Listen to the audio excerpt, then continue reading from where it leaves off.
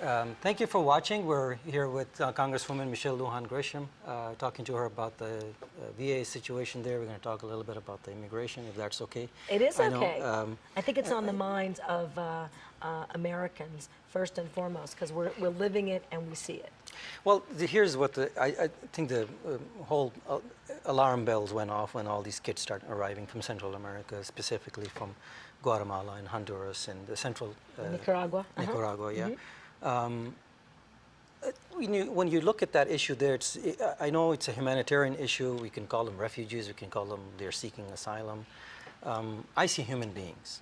Now, I'm a humanitarian. I'm saying, okay, let's leave the politics aside and look at them as human beings and see if there's something we can do. And we have thousands of children, and many of them are babies and toddlers. These are children in our borders now. And not addressing the needs of those children, I agree with you, is not a humanitarian position that this country should take. You see, we're always open to refugees coming from other parts of the world. I understand the Central American and especially from Mexico. Most of these kids are from Central America. They're not from Mexico. Only 3% are coming from Mexico. That's right. Majority and actually, of them are. The immigration, illegal immigration from Mexico has really died down. Because as the economy has improved and Correct. you don't have nearly the hostile, not to say that Mexico doesn't have its violence and drug cartel issues, it does, but not to the degree that we see it in Honduras in particular, but Guatemala and Nicaragua. So we have seen a real slowing of individuals trying to come across from Mexico illegally. Yeah, I think the main issue that we overlook sometimes is, especially Guatemala or Honduras, just let's take Guatemala for the sake of the conversation. The poor nation, they're 14 million total population, so sub 14 million, I think 14.5 million. Almost 21% of their population is under 14 years of age. Okay, and these are the ones that they're trying to purge out of there because they have nowhere to take care of them. There's no healthcare system for them. They can't employ them.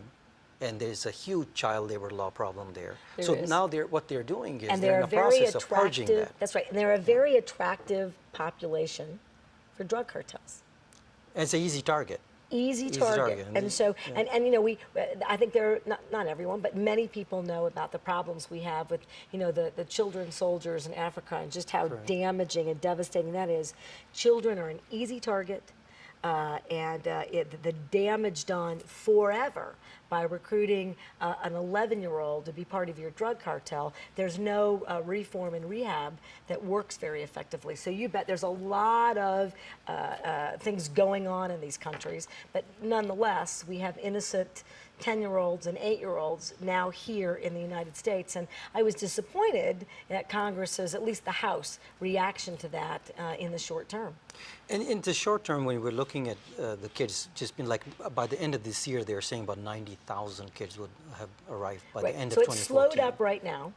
I don't know whether that will be sustained or whether it's a seasonal issue and you'll see the numbers draw back up. And I'd love to talk to you about some very interesting theories that have been presented to me in the context of congressional hearings and meetings that I think have real credibility about what some of besides the root causes, violence, fear, and poverty, that are bringing these young people and their mothers often to this country. A lot of the parents are already here. Well, that is absolutely. We bring this up in the media, we see it, but then we don't address it properly when it comes to... We don't, and in fact, for the last 4 years, while the numbers have increased every year, these kids have been coming.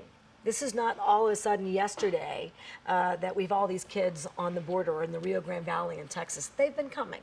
They've been using the same route up through Mexico, the same train ride. They've been coming. The issue is this, that the Border Patrol does not have the authority or jurisdiction to hold minors. That's one. Two, they don't have holding facilities really for women, although they can. So you've got increased numbers, insufficient capacity, and they have a jurisdictional problem with minors and these moms. Correct. So what they've been doing for the last 4 years is what the law requires is they release you to next of kin.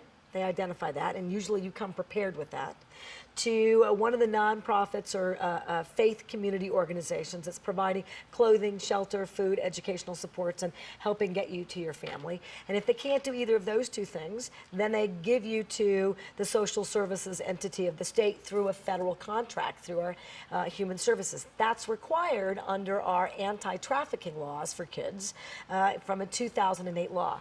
I think the previous administration, I'm sorry. Yeah, a previous administration did that. In 2008, I think they right, passed that. 2008 is when it gets signed into law, but you bet. This is previous administration work. Has nothing to do with Obama, has nothing to do with deferred action status for the young men and women who've known no other country that we're working hard to protect under that executive order.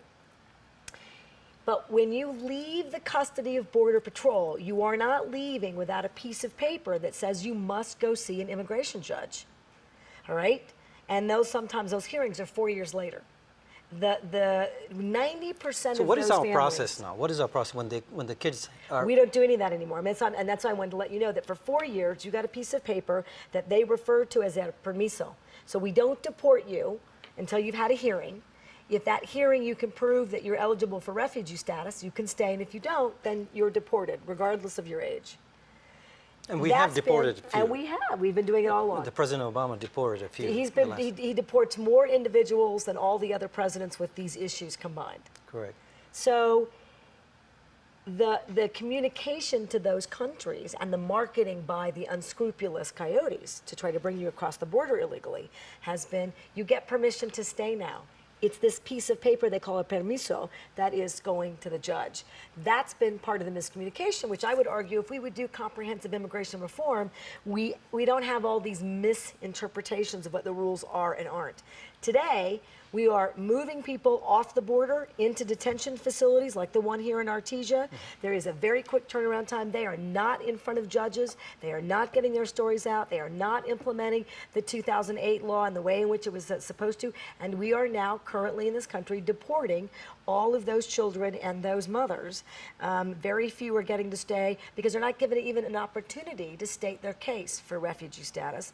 And something that really disturbs me is that these women and these children, they are shackled on their trips home. I don't even know how they're holding their toddlers. And they are not a criminal element. They are not, there's no risk of fleeing. They're in complete custody and control. They're not trying to leave. And yet we're shackling them. I'm very disappointed in how we're treating It's very the system. tragic. It's It very is. tragic when you look at it, the rest of the world looking at us, and we're a model to the rest of the world.